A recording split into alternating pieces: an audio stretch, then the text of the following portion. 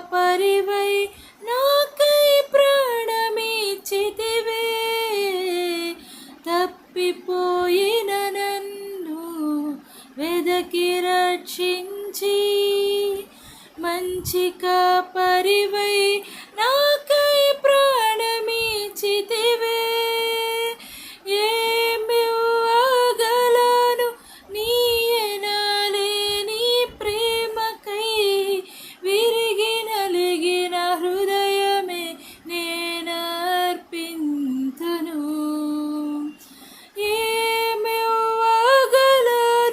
నీ ఎనలేని ప్రేమకై విరిగి నలిగిన హృదయమే నేనర్పింతును. నా జీవం నా సర్వం నీవే దేవా. నా జీవం నా సర్వం నీవే దేవా. హల్లెలూయా. మనం గుడ్ ఫ్రైడేకి దగ్గర పడుతున్నాం కదా, అంటే యేసుక్రీస్తు మన కోసం చేసిన శిలువ త్యాగం, దాని ద్వారా మనం పొందిన రక్షణ. ఇది గుడ్ ఫ్రైడే యొక్క సారాంశం. మన దేవుని బిడ్డలమైన మనం అందరం ఎవరైతే మనకు అనుగ్రహించబడిన రక్షణను గురించి దాని యొక్క విలువ తెలిసిన వాళ్ళందరం కూడా మనం ఏమంటామంటే, నేను పాపిని, కానీ ఆయన రక్తం ద్వారా నేను నీతిమంతుడిగా తీర్చబడ్డాను అని చెప్పి ఎవరైతే యేసుప్రభుని తమ ప్రభువుగా ఒప్పుకుంటారో వారికి మాత్రమే రక్షణ అనేది మనందరికీ తెలుసు. అయితే ఎంతమంది ఈ ఒప్పుకోలుని అవగాహనతో చేస్తున్నారు, లేదంటే లేదు ఇలా అనకపోతే నేను క్రిస్టియన్ కాదు కాబట్టి నేను ఇలా అనాలి అనేది చేస్తున్నారు అనేది నేను ఇప్పుడు చెప్దాం అనుకుంటున్నాను. ఏంటి అంటే మెయిన్ నేను ఎవరితో మాట్లాడదాం అనుకుంటున్నానంటే, నిజంగా యేసుప్రభు వలన రక్షణ అది ఎలాగా, యేసుప్రభు ఆయన అక్కడ చనిపోవడం ఏంటి, దానివల్ల మనకి ఇక్కడ రక్షణ కలగడం ఏంటి అనే దానికి కనెక్షన్ వెతుక్కునే వారి కోసం నేను ఈ వీడియో చేస్తున్నాను. ఏంటి అంటే, ఈ లోకంలో మనం చిన్నప్పటి నుంచి కూడా పెద్దయ్యే వరకు కూడా ఎన్నో విషయాలు మన క్యారెక్టర్, మన పర్సనాలిటీలో ఎంతో మనం మార్పు చెందుతూ ఉంటాం. అంటే చిన్నప్పుడు మనం ఒకలాగా ఉంటాం, మనకి చాలా విషయాలు తెలియదు, మనం చాలా సెల్ఫిష్గా ఉంటాం, షేరింగ్ చేసుకోవడం ఇష్టం ఉండదు. అంటే మెయిన్ పిల్లల్లోని వాళ్ళు హెల్ప్ చేయడానికి కూడా రెడీగా ఉంటారు. ఎవరికైనా ఏదైనా లేదంటే వాళ్ళకి లేదమ్మా కొంచెం పెట్టు అని హెల్ప్ చేయడానికి రెడీగా ఉంటారు. ఎప్పుడు అంటే వాళ్ళది కాదు పక్కనున్నది అంటే వాళ్ళు తీసి వాళ్ళు ఇవ్వడానికి రెడీగా ఉంటారు, కానీ వాళ్ళ సొంతంది అయితే కూడా షేరింగ్ చేసుకోవడానికి కూడా వాళ్ళు ఇష్టపడారు కదా. సో అలాంటి ఒక స్వభావం నుంచి మనం అలా పెద్దవాళ్ళం అవుతూ మనం ఎంతో మెచ్యూర్డ్గా అవుతాము. ఇంకా లేదంటే ఇంకా ఎంతో హెల్పింగ్గా అవుతాం. లవ్ అంటే ఏంటో మనం నేర్చుకుంటాం, హెల్పింగ్ అంటే ఏంటో మనం నేర్చుకుంటాం, మంచితనం అంటే ఏంటో మనం నేర్చుకుంటాం. ఒక్కొక్కసారి మనకి లేని పరిస్థితిలో కూడా, మనకి రిస్క్ అయిన పరిస్థితిలో కూడా రైట్ అన్నప్పుడు ఎలా స్టాండ్ తీసుకోవాలో కూడా మనం నేర్చుకుంటాం. ఇవన్నీ నేర్చుకోవడానికి మన జీవితంలో ఖచ్చితంగా మనల్ని మన ఆలోచనల్ని అన్నిటిని కూడా ప్రభావితం చేసిన వాళ్ళు ఖచ్చితంగా ఉంటారు లైఫ్లో. నేను కాలేజ్లో చదువుతున్నప్పుడు ఏంటంటే, అప్పుడు చిన్నవాళ్ళం కాబట్టి అందరం ఒక్కొక్కసారి నేను చాలా ఫ్రీగా వాళ్ళతో కలిసేదాన్ని, కానీ వాళ్ళు నా మీద కొంచెం జెలసీగా అన్నట్టుగా, లేదంటే కొంచెం నన్ను అవాయిడ్ చేసినట్టుగా, కారణం లేకుండా ఎందుకు నన్ను వీళ్ళు ఇలాగా హేట్ చేస్తున్నారు అని ఆశ్చర్యపోయేదాన్ని. అయితే వాళ్ళే కొంచెం ఇప్పుడు మ్యారేజ్ అయ్యి పిల్లలు అయ్యి ఫ్యామిలీస్ అయిన తర్వాత మళ్ళీ మంచిగా మాట్లాడడం, అంటే అప్పటి పర్సన్ లాగా వాళ్ళు అస్సలు బిహేవ్ చేయకుండా చాలా మంచిగా మాట్లాడడం అన్నట్టుగా ఉంటారు. సో అవన్నీ ఇప్పుడు మేము ఆలోచిస్తే అది చాలా చైల్డిష్గా ఉన్నాము అని చెప్పేసి వాళ్ళు అప్పట్లో చాలా చైల్డిష్గా బిహేవ్ చేశారు, ఇప్పుడైతే మెచ్యూర్డ్ అయ్యారు. ఎందుకు మెచ్యూర్డ్ అవుతారు అంటే, చాలామంది వలన వాళ్ళు కూడా నేర్చుకుంటారు, ఇలా ఉండాలా, ఇంత బ్రాడ్ మైండెడ్గా ఉండాలా అనేది మనం నేర్చుకుంటాం కదా. సో మన లైఫ్లో మనం చాలా చేంజ్ అవుతాము. ఆ చేంజ్ అయిన తర్వాత క్రెడిట్ని మనం పలానా వాళ్ళకి ఇవ్వలేదు అనుకోండి, అది మనం ఎంత మంచివారమైనప్పటికీ కూడా మనం ఇంత మంచివారమైనందుకు మనం ఆ క్రెడిట్ ఇతరులకు ఇవ్వలేకపోయాం అనుకోండి, అప్పుడు మనం ఎంత మంచివారం ఉన్నా మనలో ఒక లోపం ఉన్నట్టే. అంటే ఈ లోకంలో కూడా చాలా పాత రోజుల్లో అయితే చాలా భయంకరంగా ఉండేది. మన దేశంలో కూడా మన దేశంలో ఏంటి, వేరే దేశాల్లో ఏంటి, భయంకరంగా ఉండేవారు. అంటే పాపం కూడా విస్తరిస్తుంది. అప్పటికంటే ఇప్పుడు పరిశుద్ధత మాయమవుతుంది, ప్రేమ చల్లారుతుంది, పాపం విస్తరిస్తుంది, అది కూడా ఉంది. కానీ చాలా సోషల్ రిఫార్మ్స్ అయితే చాలా వచ్చాయి కదా అప్పటికంటే ఇప్పట్లో. పాత రోజుల్లో ఉండే కుల కట్లు కానీ, కులం లేదంటే ఇంకా రిచ్ అండ్ పూర్ ఆ డిఫరెన్సెస్, ఇంకా అవన్నీ కూడా చాలా డిఫరెన్సెస్ ఉండేవి. కానీ ఇప్పుడు అవన్నీ కూడా డిఫరెన్స్ వచ్చి ఇప్పుడు మంచిగా అవడానికి కారణం కూడా మనకి కొంత ఎవరో ఒకరైతే సోషల్ రిఫార్మర్స్ అంటారు. సో ఆ చేంజ్, సో ఎవరైతే చేంజ్ తీసుకొచ్చారో మనం వాళ్ళకి క్రెడిట్ ఇవ్వలేదనుకోండి, అప్పుడు మనం ఏంటంటే మనలో తప్పు ఉన్నట్టు. మనం ఎంత నీతిమంతులు, ఇప్పుడు నేను మంచి ఫ్యామిలీలో పుట్టాను, మంచి నీతిమంతులుగా, మా ఫ్యామిలీస్ చాలా మంచివారు, వాళ్ళు నన్ను మంచి పెంపకం పెంచారు, అందుకే నేను చాలా మంచిగా గొప్పగా ఉన్నాను అని మనం అనుకున్నా సరే, మన పేరెంట్స్ ఎవరి ద్వారా అయితే ఆ మంచి అలవాట్లు నేర్చుకున్నారో, మన పేరెంట్స్ వాళ్ళ పేరెంట్స్ ఎవరి నుంచి అయితే మంచి అలవాట్లు నేర్చుకున్నారో వాళ్ళకి మనం క్రెడిట్ ఇవ్వలేకపోయాం అనుకోండి, మనం ఎంత మంచివారం అని చెప్పుకున్నా మనలో పాపం ఉన్నట్లే.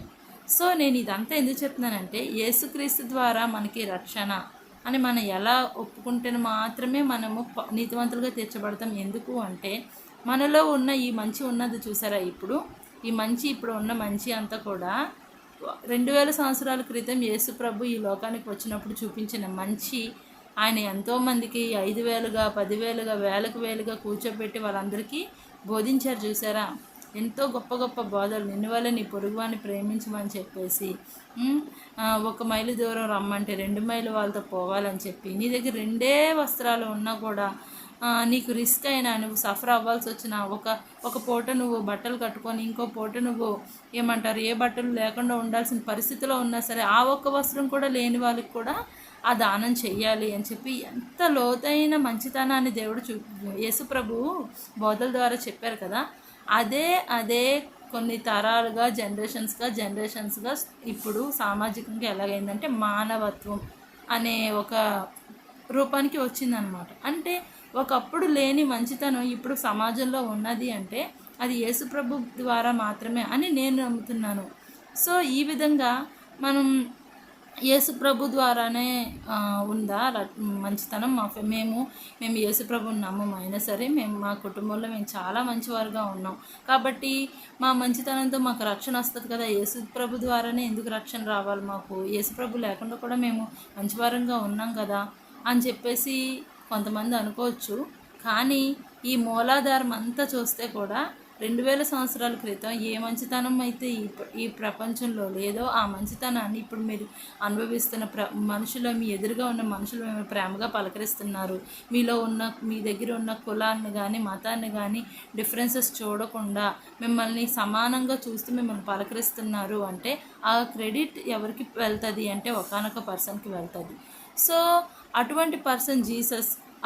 జీసస్ ఏంటంటే ఆయన నిన్ను వలె నీ పొరుగువాన్ని ప్రేమించాలని చెప్పి, ఒకడు తన ఎదుట ఉండే మనిషిని ప్రేమించకుండా దేవుణ్ణి ప్రేమిస్తున్నాడు అని ఒకవేళ ఎవరైనా చెప్తే అతను అబద్ధికుడు అని చెప్పేసి ఇలాంటివన్నీ కూడా యేసు ప్రభు చెప్పాడు కదా. సో ఇవన్నీ కూడా మనుషుల మైండ్లోనే ఏంటంటే ఒక రిఫార్మేషన్ తీసుకొచ్చాయి. ఒక చెడుతనం నుంచి మంచి వైపుకు పరిగెత్తేలాగా, లేదంటే తనను తాను జడ్జి చేసుకునే విధంగా, నాలో ఈ లోపం ఉంది, నిజమే నేను ఏదో మంచివాడిని అనుకున్నగా నాలో స్వార్థం ఉంది, నాలో కపటం ఉంది, నాలో ద్వేషం ఉంది, నాలో అసూయ ఉంది అని చెప్పి తనను తాను గ్రహించుకునే విధంగా యేసుప్రభు బోధలు మార్చాయి. ఈవెన్ యెహోవాను పూజించే యూదులు కూడా చాలా విషయాల్లో ఆ యూదుల్లో కూడా యేసుప్రభు ఎంతగానో రిఫార్మేషన్ తీసుకొచ్చారు. ఈ రోజుల్లో ప్రతి ఒక్కరిని ప్రేమించగలుగుతున్నారు, ఆపదలో నాకు సహాయం చేయగలుగుతున్నారు, తమ అందరినీ ప్రేమించగలుగుతున్నారు అని చెప్పేసి ఈ మంచితనం ప్రపంచంలో కనిపిస్తుంది, మానవత్వం కనిపిస్తుంది అంటే అది యేసు ప్రభు ద్వారానే అది వచ్చింది అని క్రైస్తవులు మనమందరం కూడా చాలామంది యేసు ప్రభు ద్వారా ఆయన సిలువలో రక్తం చిందించడం వల్ల మనకు మంచితనం వచ్చింది, మనకు రక్షణ అంటే దీనికి కనెక్షన్ అర్థం చేసుకోరు. ఆయన మంచితనంగా ఉన్నారు కాబట్టే ఆయన చంపబడ్డారు. సో అంటే ఆయన ప్రాణం పెట్టినంత వరకు కూడా ఆయన మనకు మంచిని బోధిస్తూ ఉన్నారు. అంటే ఆయన ప్రాణం పెట్టడం మనకి మన లోపల మన క్యారెక్టర్ని ఎంత మారుస్తుంది చూసారా. అంటే ఆయన ప్రాణం పెట్టేంత వరకు అంటే ఎక్కడ కూడా కాంప్రమైజ్ అవ్వలేము. నేను నా ప్రాణాన్ని కోల్పోవాల్సి వస్తుంది, నా జీవితాన్ని కోల్పోవస్తుంది అని ఆయన కాంప్రమైజ్ అయిపోయి అందరిలాగే ఆయన స్వార్థంగా ప్రవర్తించారనుకోండి. ఈరోజు మనం జీసస్ని ఒక మోడల్గా మనం చూసి లేదు నేను కూడా జీసస్ లాగా ఉండాలి, ఆయన చెప్పిన మాటల్లో నడవాలని మనం చేయగలుగుతామా? మనం చేయగలుగుతున్నాం. ఈరోజు మనం ఆయన ఒక గొప్ప ఉన్నతమైన వ్యక్తిగా మనం యేసుప్రభుని చూడగలుగుతున్నాము అంటే ఆయన ఎక్కడ కాంప్రమైజ్ అవ్వలేదు కాబట్టి. ఆయన శిలువ మరణం పొందినంతగా మన కోసం మనకు నేర్పించడానికి ఆయన సమర్పించుకున్నారు కాబట్టి ఆయన యొక్క శిలువ మరణం మనకి ఒక రక్షణ తీసుకొస్తుంది. సో ఈ రోజుల్లో యేసు ప్రభుని ఎందుకు ఒప్పుకోకుండా మేము మంచోళ్ళుగా ఉంటే సరిపోద్ది కదా అంటే అక్కడే మీరు ఎంత మంచివారుగా ఉన్నా సరే యేసు ప్రభు ద్వారానే నాలో ఉన్న మంచితనం ఈరోజు ఉంది అని మీరు ఒప్పుకోలేకపోయారు అనుకోండి, మీలో పాపం ఉన్నట్లు, మీలో ఏమున్నట్లు, అహంకారం ఉన్నట్లు.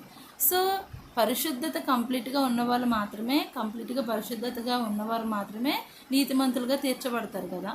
సో మనలోని అహంకారం లేదంటే స్వార్థం, ఇతరుల తగ్గ మంచితనాన్ని గుర్తించకపోవడం ఉన్నదనుకోండి, ఖచ్చితంగా మనం ఎంత మంచివారంగా సమాజాన్ని కల్పించినా మన లోపల పాపం ఉన్నట్లే కదా. అంటే ఇతరులు మన జీవితాన్ని ఎలా ఎఫెక్ట్ చేశారో అది మనం ఒప్పుకోలేని అంత ఈగోయిస్టిక్ ఫీలింగ్తో మనం ఉన్నామనుకోండి, ఖచ్చితంగా మనం ఎంత మంచివారమైనప్పటికీ మనం పాపులమే. సో ఇదే విధంగా నేను ఏం చెప్తున్నానంటే యేసు ప్రభుయే నాకు నా మంచితనానికి ఆధారం, నాలో ఉన్న ప్రేమకి యేసుక్రీస్తు మాత్రమే ఆధారం అని ఒప్పుకోలేని వారు పాపులు అన్నట్టుగా పాపులు అని అంటే క్రైస్తవులు అలా భావిస్తున్నారు. కాబట్టి ఎవరైతే యేసు ప్రభుని తమ రక్షకునిగా అంగీకరిస్తారో వాళ్ళకి దేవుని యొక్క రక్షణ కలుగుతుంది, లేని వారికి రక్షణ కలగదు అని చెప్పేసి అందుకే ఈ క్రైస్తవులు నేను ఆలోచిస్తుంటాను ఎలాగా అసలు దానికి దీనికి కనెక్షన్ ఎలాగా. నేను దేవుని దగ్గర ఆలోచించినప్పుడు దేవుడు నాకు ఈ థాట్స్ ఇచ్చాడు. నాకు మీకు అర్థమయ్యేటట్టుగా నేను చెప్పగలిగానో లేదో నాకు తెలియదు, కానీ నేను ఇది చెప్దాం అనుకున్నాను. యేసు ప్రభు లేనిదే మనలో మంచితనం లేదు, ఈ ప్రపంచంలోనే మంచితనం లేదు. ఈ మానవత్వం అనే చెప్పబడే ఒక గొప్ప క్వాలిటీ యేసు ప్రభు లేనిదే లేదు. మానవత్వంలో మంచితనం చేర్చి మనుషుల్ని మానవత్వం కలిగి ఉండేటట్టుగా చేసింది యేసు ప్రభు యొక్క టీచింగ్స్ మాత్రమే. అది ఒప్పుకున్నప్పుడే ప్రజలకు రక్షణ. ఆమేన్.